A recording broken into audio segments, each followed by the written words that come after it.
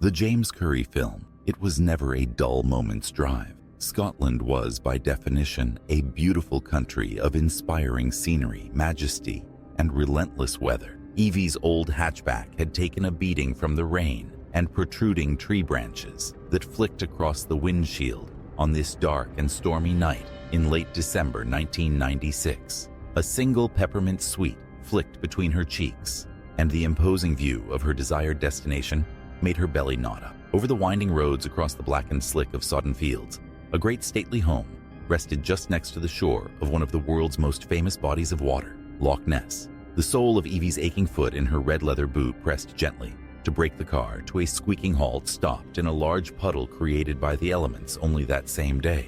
The occasional bolt of lightning sent an illumination that lit the entire landscape. The dark, busy water of the loch, the breaking trees, and the ancient ruins of Urquhart Castle could be seen across the water opposite this great hall. She wiped the fog from her thick-rimmed glasses and leaned forward to observe the open wrought iron gate. It seemed to invite her into the grounds, while two menacing stone grotesque heads gazed upon her, the creatures themselves resembling that of the elusive beast itself, the Loch Ness Monster. Outside the confines of the warm car, the winds screamed down in a rapacious gale.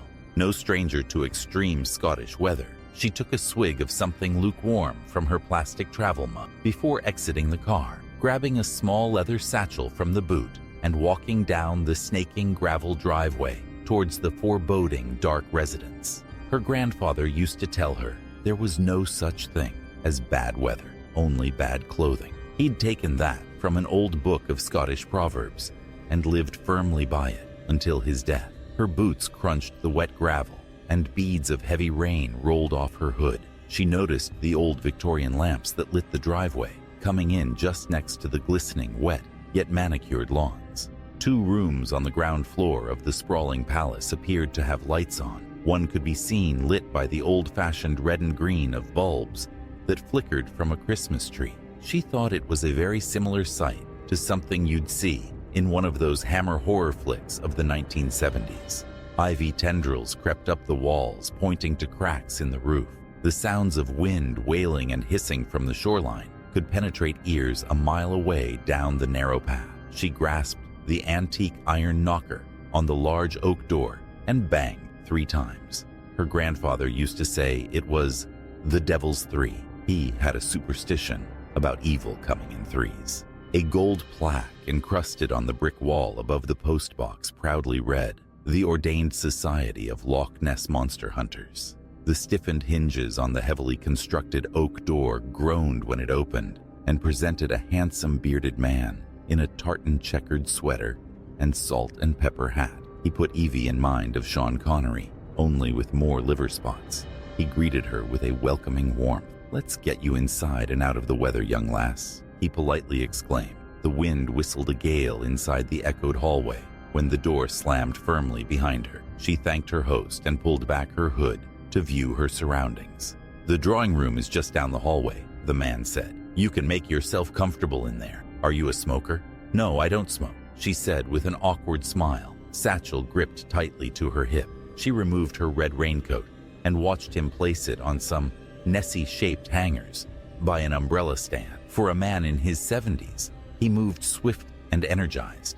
"Pity. I have some excellent cigars I just had arrived this morning from a friend in Nicaragua. Early Christmas present. I'll be with you in a minute. I must make a quick phone call." The wood creaked underneath his strong frame when he hurried down the hallway in his slippers. Evie walked down the opposing large hallway towards the lit room at the end, the water from her sodden boots absorbed by each step on the patterned carpet runner. Each wall sconce lighting the wood-paneled entrance was decorated in dark green and red tinsel. The Yuletide merriment seemed like a facade to the dark history of this place that she questioned in her mind. Along each beautifully wainscoted wall were detailed wood carvings of the mysterious creature making its way toward the drawing room entrance. The ruby-tinged hardwood floor creaked with every step, even on top of the carpet runner. The sheer grandeur of the place was imposing, and Evie tried not to feel vulnerable. Her prior research had suggested it was just the 2 of them to meet this evening. But with a place as vast as this, one could never be certain. Every room she passed along the way seemed to have shapes in it, shapes with eyes that watched her every move carefully. A gorgeous Christmas tree stood 8 feet tall in the drawing room, wrapped in old-fashioned tinsel, with a Nessie head placed on top, in place of the typical star or fairy. Next to the tree, a large open fireplace snapped and crackled with dry wood. The smell of oak, leather, and fine cigar smoke topped off the seemingly relaxed atmosphere. It smirked of monetary tidings. Cozy would have understated the appearance. It looked just like a painting on a Christmas card. Yet Evie was not so snug. She was very much aware of her surroundings and had a bound duty to be on her guard in the presence of this man. Her eyes were quickly drawn to the walls, each a gallery of pictures and photos, with an air of mystery dedicated to the society's supposed findings. Black and white photography, art, newspaper clippings, and even what appeared to be dried reptilian skin samples. A large bureau and chair sat in one corner of the room that featured a crystal whiskey decanter, and behind that, a huge bay window with a wide view of the moonlit loch itself. "It is Miss Gordon, I presume?" the heavy voice inquired stoutly, and sent a chill through Evie when he entered the room behind her. "It's Miss Grant, Evelyn Grant," she said. "We spoke on the phone earlier today." The man appeared to be taken aback. "Very good. I'm Dr. Alistair McKendrick," he said, and offered a firm handshake that enveloped hers. "I head the Society of Loch Ness Monster Hunters. Long title, I know, and I forget easily, more so in my old age." His charming smile did little to comfort her. She laid down her satchel next to the large leather couch and kept her smaller purse on her within reach of her cold hands. She chewed upon the remains of the bony mint in her mouth and swallowed before scanning the walls in the room and keeping a watchful distance from the man. Dr. McKendrick checked the antique clock on the wall and saw its ticking hands soon to be at the 11 o'clock chime. "It's hard not to be captivated by this room," he said. "It's my favorite in the entire headquarters, and as such, it's where I conduct most of my business. This room is the center, or rather, the heart of the house. The mansion itself was donated to the organization by one of our benefactors, Lady Catherine Shaw. I try to let its walls talk and tell the tales of exploits past." Evie's left eye vibrated slightly when she saw the fingernails on her hands chewed down from the sheer nerves upon coming here. She feigned distraction, but that acute stressing tell was visible.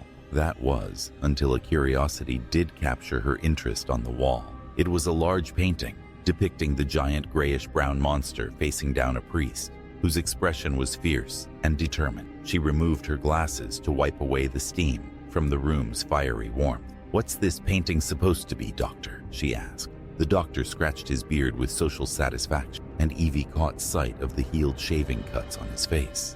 He loved telling stories, and being invited to enlighten people on a subject he knew everything about provided him with endorphins worthy of spending money on. "This is the beginning of the monster's origins," he said. "Saint Columba is the man in the painting. He was an Irish holy man who came to Scotland in the year 563 AD. He'd been spreading the good word of the Lord to the Pictish tribes of that time, creating a sense of unity among them, of which those pagan savages sorely lacked. In the year 565 AD, at the banks of the River Ness, a few miles up the loch's northern end, one of the tribesmen was being buried by the riverbank. St. Columba asked the men what had happened, to which they told him he'd been partially eaten by a large water beast. After being told this, Columba sent one of his own companions out to swim across the river, and lo and behold, a great beast rose from the depths. However, St. Columba was brave and determined. He made the sign of the cross and ordered the monster to go back to wherever it came. It then vanished, never to bother the saint or his tribe ever again. Evie turned from the painting and saw the doctor standing right next to her. She moved away to gather her bearings and gave a questioning look. "So, it just left?" "Absolutely yes. The will of God made it so.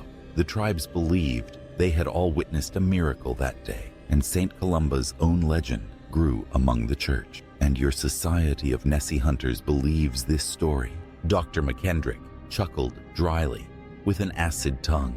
"Absolutely not. The problem with stories is that the original truth of them eventually dies over time. The original account of St. Columba facing the monster was written over 100 years after the event happened, and after that, for hundreds of years, there was seemingly nothing to write about when it came to the creature. Evie felt the beads of sweat trickle down her head with the remnants of rain. The fireplace was hot, but her feeling of impending dread was getting tougher to mask. "So, when did the modern-day sightings occur?" she asked. There were reports made in the late 1800s of sightings. One of the large creatures propelled itself into the dark waters just off the shore. It was only until the 1930s that we had some extremely interesting witness accounts of the monster, such as, in 1933, George Spicer and his wife reported a dragon-like creature crossing the road in front of their motor car, carrying a dead animal in its mouth. Then in 1934, Mr. Arthur Grant described nearly hitting the creature while riding his motorbike down the same stretch of road. This stretch of road is the same one you would have taken coming here tonight. This stretch of road was originally paved in 1933 and therefore has led to many sightings. Before then, nobody came in handy to walking that close to the shore down this way. Mind you, like all stories, the written word can also be unreliable. Once you hear one report, it creates a ripple effect of people seeking fame and fortune, and others who just want some attention to take away from their sad and pathetic lives. In this society, we mean to seek hard proof.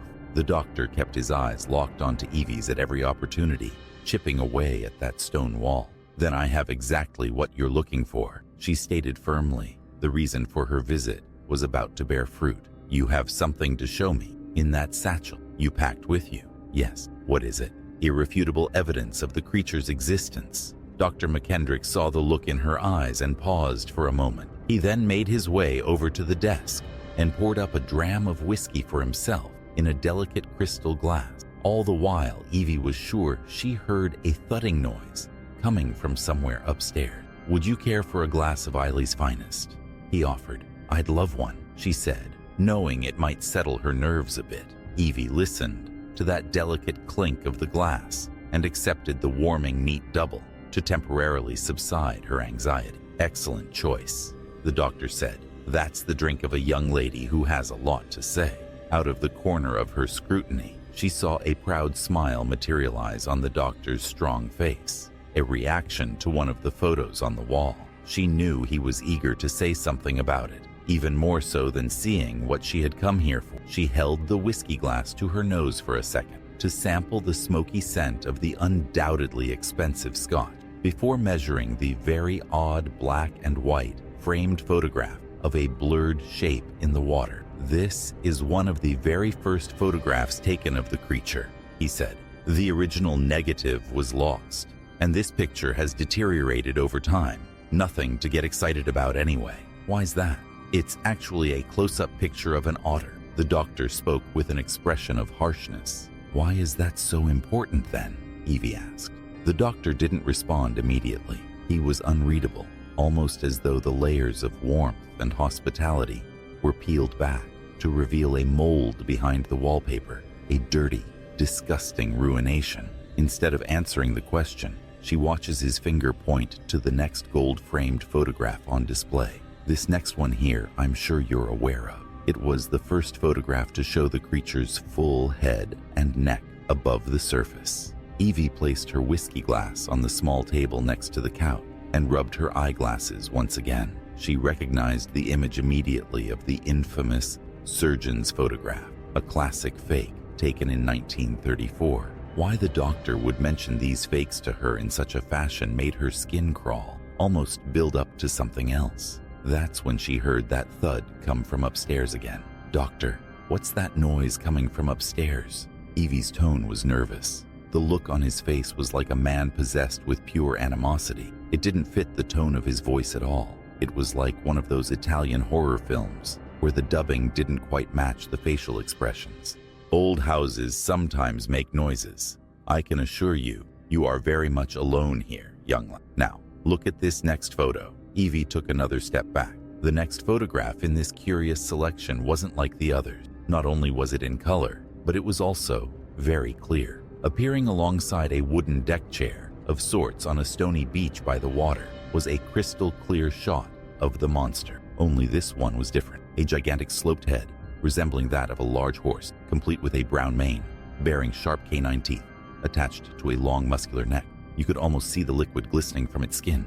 The body was like that of a walrus, blubbery, and with massive diamond-shaped flippers. It appeared to be facing right at the camera, its black eyes practically staring you down upon viewing it. Evie felt her entire being shiver, as if the thing was standing directly in front of her, looking down on her like some sort of plaything. This photograph is only on display here at the Society. You'll never see it in any express newspaper or hear about it on any radio.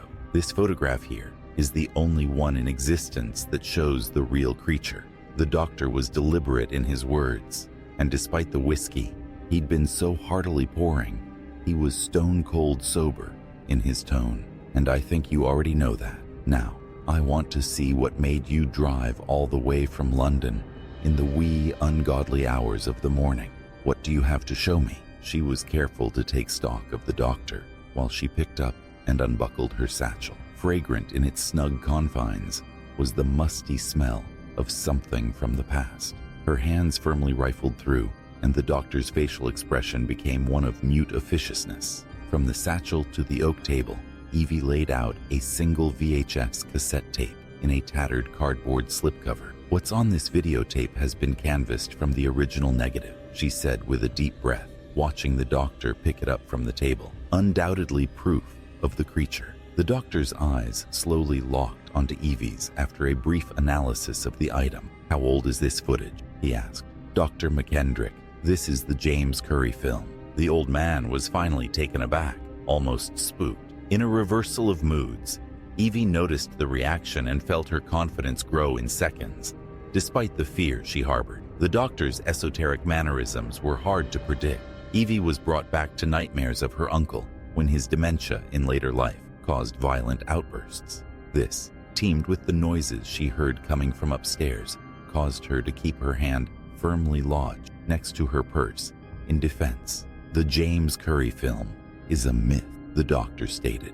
"Doctor, you're heading an organization dedicated to a lake monster. I hope you realize the irony in that statement." The doctor seemed like a man used to having his own way for so long that he would barely see the rug pulled from underneath his feet. "Well said, little miss," he said. "It's just that Mr. James Currie was the byproduct of a local newspaper desperate for a story." Evie smiled assuredly. The doctor was surprised by her confidence until he looked down and saw the pistol she held firmly pointed at him. "Tell me the whole story. Enlighten me," she said wide-eyed. "You've barely been able to contain your nerves all night. Who are you?" When the cylinder ratchet clicked into place, it was as though the doctor finally took note of his own mortality. "Okay, have it your way," he said with a huff. "This is what we know here at the Society." The Aberdeen Evening Express published a story about a bank manager named Mr. Currie, supposedly having captured video footage of the creature in the 1930s. He said he had over 3 minutes of the most incredible proof, certifiable evidence of the creature's existence. He then locked away the footage in a London bank vault, claiming that he wouldn't release it until, I quote, "such matters were taken seriously." The problem we ran into with this whole tale was that there was no actual record of a James Currie ever existing. The article said he'd been dead over 20 years, but there was no trace of a James Currie at any bank in London. The whole article was filled with irregularities. "That's because his name wasn't really James Currie," Evie said solemnly with a grown intensity in her movement. "I got the original footage from a bank vault in Great Portland Street, London. The vault was my grandfather's. His name was John Douglas." The doctor's mouth seemed to drop along with his eyes, drawing recollection. Evie's expression had become one of deep-rooted anger. "In about 10 minutes, the other members of the Society will be here," he said firmly, "and my staff upstairs won't be too happy getting awoken by gunshots." Evie stood her ground. "Let's watch the tape, shall we, Doctor?" The video cassette slid comfortably into the mouth of the whirring tape player. The doctor's thick, shaking fingers struggled momentarily to find the channel. Evie's heart raced like a fluttering hawk moth. The glass screen on the hefty television loaded into play and bestowed a line of graininess to a suddenly clear and disturbing black and white, silent first image. The doctor let out a sharp breath while Evie ordered him to not take his eyes off the screen. The image opened to display a beach at the edge of the loch. A bit of flare showed the bright and sunny silhouette and imposing face of her quart castle, visible in the frame. It would have made a lovely postcard image if it wasn't for the movement of the rocks in front of the water, the unsettling contour of a bare-skinned woman laid down bound and blindfolded, evidently screaming her lungs out. 3 minutes of evidence, Doctor. With the screaming woman lying just before the loch, a large disturbance appeared in the water, turning the liquid a rolling white color. Seconds after, an enormous horse-like head emerged from the lake and slowly moved towards the shoreline. The shallower the water, the more of the creature appeared on screen, and before long, the frightening giant was fully revealed and realized in all its monstrous size. The monster appeared to analyze the woman for a moment under its rasping mouth before ripping her away into the lake by her torso, her arms still attached to the ropes nailed into the rocks. The creature's torrent in the water subsided slowly on screen, and 2 men could then be seen walking into frame, John Douglas and Dr. McKendrick. The tears that streamed through her cheeks paled in comparison to the internal rage that festered. This dark country trip had changed from one of discovery to one of astute vengeance. "I have to say," she said, "you've aged incredibly well, unnaturally so." The television screen buzzed to the view of tape static, and Dr. McKendrick turned to face Evie with his hands up where she could see them. "To get ahead in life, everybody has to make sacrifices," he said. "Even if those sacrifices are of other people. You've been doing this for years, feeding people to that thing so you can carry on living. What kind of satanic magic is that?" That newspaper article was a warning to me, no doubt. John knew I would read it. He was probably trying to blackmail me with it to put a stop to it. Using the name Currie in the article was a nice chef's kiss. Currie was the name of my pet dog back in the day. John wasn't too happy when the creature ate it. He laughed. "You fed your dog to that creature?" "Well," he giggled, "yes. As a matter of fact, that's disgusting. She was a beagle. She would have run away eventually. Besides, I learned from her that animal sacrifices offered no benefits in terms of a long life. To truly preserve the aging process, you must use people. The fresher the better," he said. "Do you know how old I am, dear?" "You are 113 years old," Evie stated knowingly, causing the doctor's nerves to show once again, her own research matching the firepower in her hand. "How do you know that?" "It was in my grandfather's diary." The doctor's face was awash with sweat, and he could feel the back of his shirt sticking to his shoulder blades irritatingly. His heart murmured, as if old age had somewhat agreed to catch up with him, something he hadn't felt in years. He thought there was no way this could be happening, not naturally. It was all made clearer when Evie lowered her gun and eased off the trigger. "You told my grandfather that the monster was there to heal my grandmother. She had cancer. He believed the ritual was a healing one, just like the miracles your St. Columba performed. My grandfather drank himself to death in front of my family. He never got over that sacrifice you made, but he told me about the footage just before he died. The rest was in the diary." Evie heard a distinct whine that seemed to swell inside the doctor from his stomach region. Red-faced and keeled over, his voice wept in pain. "What is happening to me?" he cried. The doctor's vision swirled until a short spew of translucent bile erupted from the corners of his mouth onto the tartan rug underneath his knees. His complete loss of control caused him to drop and thud against the hardwood floor awkwardly, all 250 pounds worth of him. Evie breathed a sigh of relief and pocketed the gun in her purse.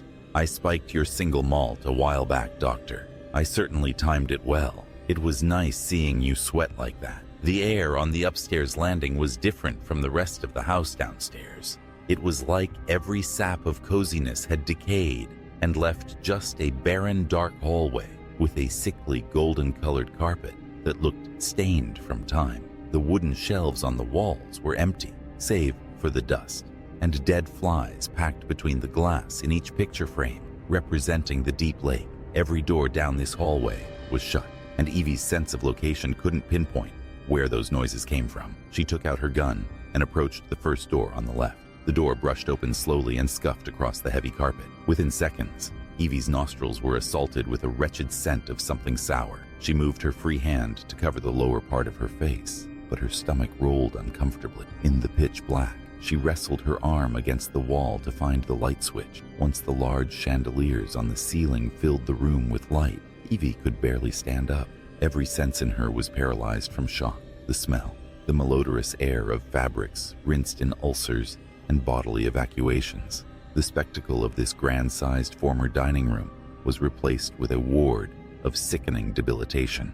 15 queen beds lined up, the women in them drugged into a semi-permanent state of sleep, save for some occasional twitching. They were all heavily bloated, without a stitch of clothing, and riddled with bed sores. Evie could tell they probably hadn't moved in some time.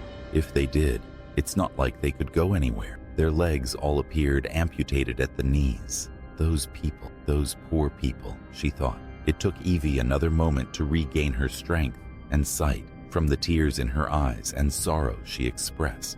When it finally registered to her that each of these young suffering women was also heavily pregnant, the doctor's statement regarding the fresher, the better, dawned on her. This wasn't a ward, this was a farm. The doctor's bodily pain intensified when he started to wake, icy cold and raw, scarred by the jagged teeth of the rocks against his bare skin. A storm of freezing rain showered down and frosted his thick eyebrows, his thick sweater hefty with absorbed water. He was able to move his head and neck enough to gauge being outside on the beach, and barely able to register a struggle to escape the tight lashes of dockline rope around his wrists. The storm was bountiful and loud, and his shock and awe grew with each clap of thunder. His soaking wet ears could barely hear the slumping on the rocks next to him, the slumping and slapping of something massive. It was a small distance away, but after arching his back sharply onto the stones to look back at the house, he could make out the silhouette of Evie, watching on from the drawing room. Another crack of lightning in the sky lightened up the entire area. The doctor felt his black heart sink to his stomach when met with the curious gaze of the creature's bulbous eyes that resembled large, swirling black marble. "My word, you are magnificent. You are indeed the most beautiful thing I have ever laid my eyes on," he proclaimed. The sound of breaking bones, snapping like brush, and sharp tears of flesh became lost in the elements and the gargled screams. To Evie, it was as silent as the James Currie tape, only this sequel had a more satisfying ending. She looked over at another frame on the wall, one which showed McKendrick's doctorate, proudly displaying his credentials as an orthopedic surgeon. At that moment, she felt a wave of something come over her body, 10 times more powerful than any feeling of excitement she'd ever felt in her life. It was as though every stressor, every ounce of fear, every feeling of negativity had just been flushed from her soul in a glow of euphoria. She took another peek outside the window to that wondrous storm and said to herself, "Thank you, doctor. I feel younger already."